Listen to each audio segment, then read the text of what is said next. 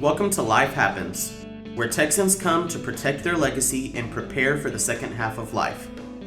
Join your host, attorney Kim Hegwood with Hegwood Law Group, and our weekly guest as we navigate the challenges that emerge as life happens.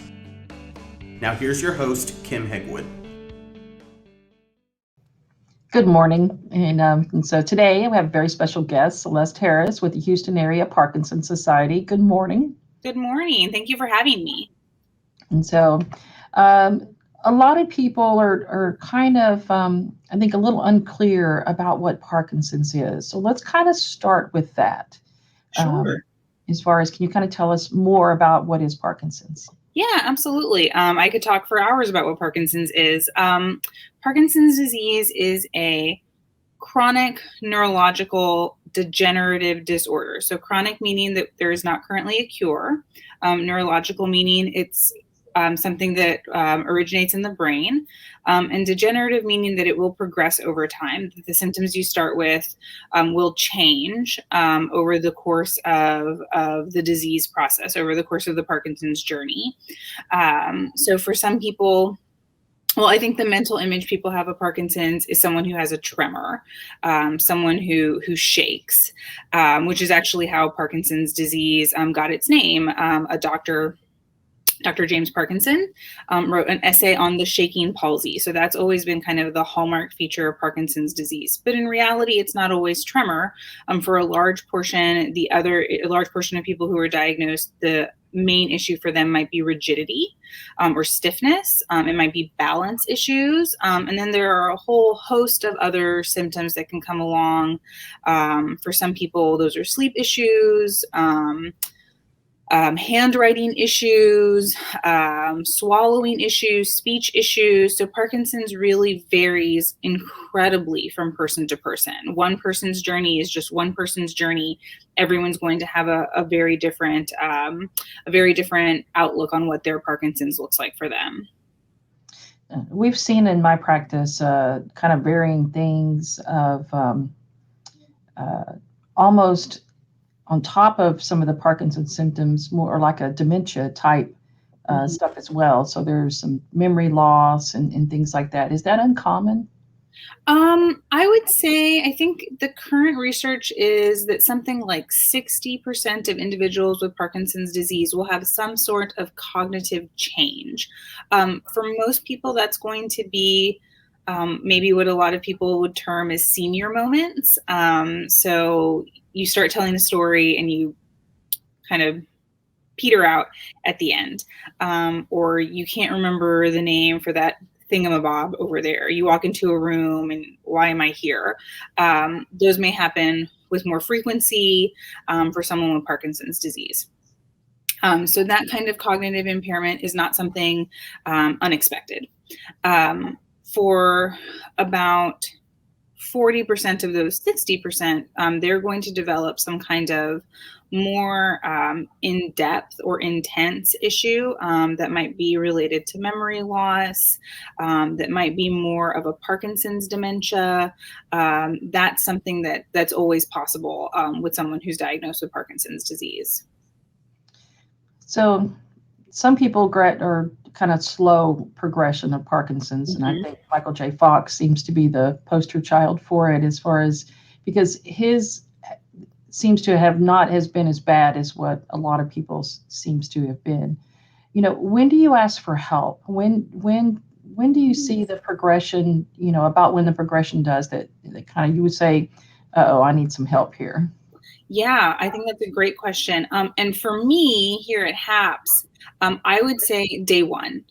We get people who call us on the way home from their doctor appointment where they receive their diagnosis. We also get people who call us 20 years in, who say, I have known about you. I was diagnosed in 2000, but this is the first time I really feel like I have issues that require outside assistance. And so it really is when the person is ready. But I would encourage people who receive this diagnosis, caregivers who are spouses who are helping someone who has Parkinson's disease to not wait too long.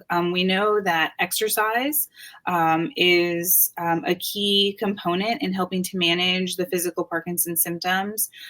We know that individuals who have a community, a support system, have better long-term outcomes. Michael J. Fox, who you mentioned, is a great example of this. He build a Parkinson's community. The Michael J. Fox Foundation does great work as well. And he's had Parkinson's disease for upwards of 30 years, which he was diagnosed very young. Folks can be diagnosed very young. I know people who are diagnosed in their 40s. I know individuals who are diagnosed at 91. And so making sure that you queue into the services that are available in the Parkinson's community as soon as you're ready is, I think, an important part of managing that disease process for you. So let's kind of switch gears just a little bit, because we know with Parkinson's and other types of illnesses, there's going to be time for when people are going to need someone to help. And so for those people that are, maybe spouses or children of somebody who's been diagnosed with Parkinson's, how do you support them? How do you make their lives easier so that it's easier on the caregiver and easier on the person that's been, diagnosed? Yeah, that's a great question. But I want to touch back to something you mentioned a few minutes ago, which is the disease sometimes seeming to be very slow progressing or taking years to progress. And that's absolutely the case. We expect in idiopathic or typical Parkinson's disease for change to occur over years. Not even necessarily months, and certainly not days or weeks. So if that's happening, definitely someone needs to go back to their doctor. But because the change can be so gradual, sometimes people don't realize that they started at point A and now they're like, not point Z, but let's say like point H, and that they need some assistance. They need that community. We offer exercise services, social services, but I would really think that for a caregiver, what a lot of people need is support. Sometimes that's physical support. They need professional caregivers, paid caregivers to come into the home to provide the support. Sometimes they need to acknowledge that the laundry can wait, or they can outsource the laundry. Don't have to go to the grocery store, just do curbside now. But really even the support of their peers. Parkinson's is so unique, especially because sometimes someone will have a fantastic morning, and then they will have a less fantastic afternoon. And that is a big difference than other diagnoses. I feel that the overarching change happens very gradually, but sometimes the day-to-day switches seem to flip minute to minute. And so talking to people, getting involved in a community, having those chats with peers can help people normalize perhaps the situation that they're going through. So do you find that that people have a difficult time kind of managing their Parkinson's? I guess it depends what you mean by difficult. So managing Parkinson's disease is, I always like to tell people Parkinson's disease is my full-time job. I don't want it to be your full-time job, but that's hard to do. People with Parkinson's typically take medication many times throughout the day to help manage their symptoms. They have to be very aware of their meal times. They have to be very on top of exercise and the therapies, physical, occupational, and speech. Perhaps they're using assistive devices. So while I don't necessarily think it's difficult, what it is time consuming. There's a lot of effort put into it, and perhaps nothing is particularly complicated for the average Parkinsonian, but it does take a lot of management to, okay, I've got pill 1 that I take 8, noon, 4, and 8, and then I've got pill 2 that I take 8, 2 and 8, and then I've got to make sure that I'm exercising every day, and today I have physical therapy, today I have a doctor's appointment, and that's just Parkinson's disease. If someone has a secondary diagnosis, let's say they have Parkinson's disease and diabetes, then you have to add in all of the other management of other issues, on top of course, just living life, which is what we want people to do. We want people to have happy, fulfilled daily lives and routines, which is enabled by being on top of that management of Parkinson's disease. If you can get your symptoms at an even keel with the management, will you then have better quality of life outcomes? And I believe the answer is yes. Well, that's good, because we're all about quality of life. Yes, absolutely. So, I mean, you work hard, you want to make sure that, you can enjoy everything, that you deserve. And so, and having said that, how can HAPS be a resource? Yeah, thank you. HAPS is a social service agency. So we don't employ doctors or nurses. We have a fantastic medical community at the medical center and at other locations throughout the greater Houston area. But where we step in is education, exercise, referral, social services, support. So let's say someone calls us. Let's say they call us 2.5 years into the diagnosis. So we would refer them to our newly diagnosed programs, which are for individuals who are diagnosed less than 3 years. There's education programs, PD 101s to get them brought up to speed about what Parkinson's is and the medications and the treatments, why your doctor's appointment goes the way it does. There's a very specific way that most neurologists conduct a Parkinson's assessment. And then at 3 years, perhaps you start attending our regular education programs, the ones open to the general community. Maybe you decide you want to do a Parkinson's boxing class.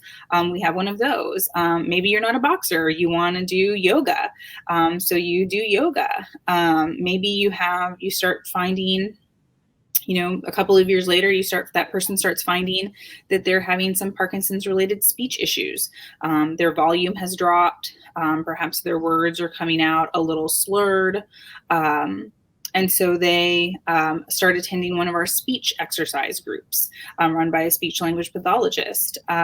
Throughout this, they've also decided that they want to cue into the Parkinson's community. So they start attending a general support group, either by themselves or with their spouse, their partner. Their partner says, you know what? 6 years have gone by. Things are real different than they were before. I need to talk to other caregivers, other spouses who are dealing with this, other partners who are dealing with this. So they come to a caregiver specific support group. At some point, they realize that they're not having the communication they need with their doctor. They call the office. They talk to one of the social workers here, myself or our executive director. And we say, well, why don't we go with you to one of your doctor's appointments and see if we can help you bridge that gap, right? Can we translate what you're trying to say and what they're saying back to you? And so they're able to stay with their doctor because the communication gap is bridged. They call 5 years later and say, I think we need some help in the home. Do you know any professional caregivers? Sure, let's talk about what respite looks like. Let's talk about what caregiving agencies look like. And we can provide a few referrals of agencies that we're aware of in the area. So we're really here. HAPS is here for the duration. We want to be a resource for people from the day they're diagnosed. Even, we have folks who have moved out of the area. I run a Parkinson's book club. And we have folks who join us from Maryland and someone who's moved to Austin. That's the beauty of virtual programming. They can still join in. So we want to be able to provide all of that on top of also just the community. A client yesterday, I led the book club. Someone seemed to be perhaps emotional. We're reading a memoir and it's really resonating with a lot of people. And one client called and said, I noticed another client looked a little down during the book club. Can you reach out and see if that client wants to talk to me? I'd be happy to connect with that person and see if we can, be text buddies or phone pals. And that's exactly what we want. We want that community to be not just something that we facilitate, but something that the individuals with Parkinson's themselves are in the driver's seat for. That's perfect. And it sounds great. And so Crystal, how does someone find you? Yeah, absolutely. So our website's a great resource. So I see you have it up, hapsonline.org. Social media, also a big push, especially as we've been virtual. People have been Googling us, finding our Facebook page, our Instagram page. Looking up that information is wonderful. Reaching out to me via email or phone. We're a very small organization. That's our main line. But I actually answer it because so many of the phone calls are social service related. And so people can absolutely reach out. And if I'm not the appropriate person to talk to, I can absolutely get you to one of my coworkers. Perfect. And so I just want to thank you so much because I don't think I think this is one of those illnesses that we don't get to talk a lot about. So I so appreciate you coming on the show today, and you have a great weekend. Thank you. Thanks for tuning in to this week's episode of Life Happens with Kim Hegwood. Be sure to tune in every Thursday at 10 a.m. wherever you listen to your podcast as we navigate through the challenges that emerge as life happens. The content of this podcast does not establish an attorney-client relationship or constitute attorney-client privilege, legal, medical, financial, or any other professional advice.